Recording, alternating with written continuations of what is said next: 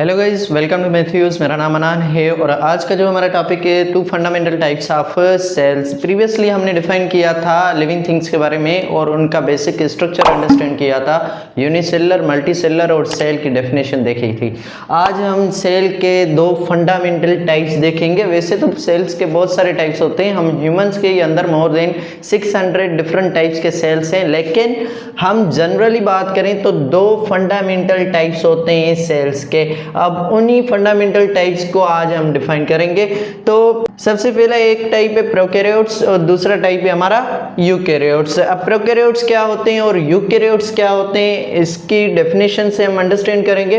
Prokaryotes क्या होते हैं? Any unicellular organism that does not contain a membrane bound nucleus और ऑर्गेनेल्स।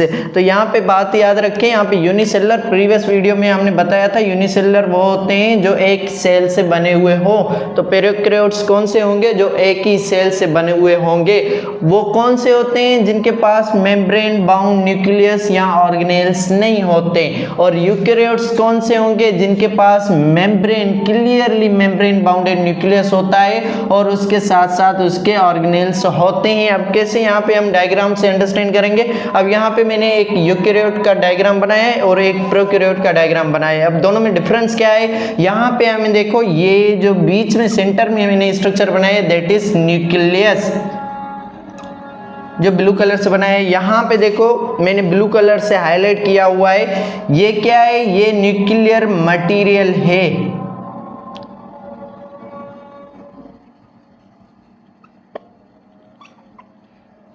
अब दोनों में क्या डिफरेंस है? इसके अराउंड एक मेम्ब्रेन बनी हुई है जिस मेम्ब्रेन को हम कहते हैं न्यूक्लियर मेम्ब्रेन, लेकिन इसके अराउंड कोई मेम्ब्रेन नहीं बनी हुई है। पूरा मटेरियल ऐसे सेल के अंदर फैला हुआ है। ये क्या करता है? ये न्यूक्लियर मटेरियल क्या करता है? ये इसके अंदर डेटा होती है जो ओवरऑल सेल को कंट्रोल करता है। जैसे हमारा ब्रेन हो गया ना, ब्रेन हमारी पूरी बॉडी को कंट्रोल करता है, वैसे ही ये भी एक जिंदा चीज है। तो इसको कंट्रोल करने के लिए न्यूक्लियस होता है। तो इसके पास एक मेम्ब्रेन नहीं है, लेकिन यहाँ पे हमें मेम्ब्रेन दिखाई दे रही है। वैसे ही इसके अंदर दूसरे ऑर्गेनेल्स बने हुए, माइटोकॉन्ड्रिया हो गया, ठीक है। मैंने तो चंद ही लिखे हैं, वैसे हम दूसरों को डिफाइन करेंगे। माइटोकॉन्ड्रिया हो गया, यहाँ एंडोप्लाज्मिक रेटिकुलम हो गया, वैक्यूल हो गया। तो इनके पास क्या है? एक मेम्ब्रेन बनी हुई है। लेकिन यहाँ के अगर हम ऑर्गेनेल्स देखें तो उनके पास मेम्ब्रेन नहीं है, जस्ट यूं ही साइटोप्लाज्म में फ्लोट कर रहे हैं। राइबोसोम्स हो गए, ठीक है।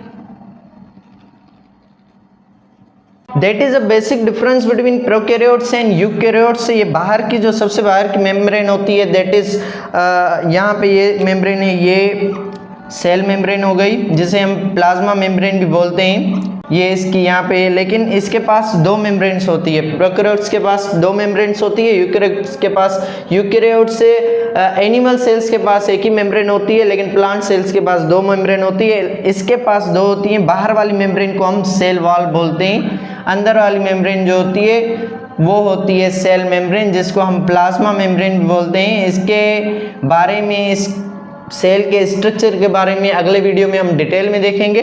तो अभी के लिए इतना ही। Thank you for watching. और अगर आप लोगों ने अभी तक हमारा यूट्यूब चैनल सब्सक्राइब नहीं किया तो काइंडली इसे सब्सक्राइब कर लें।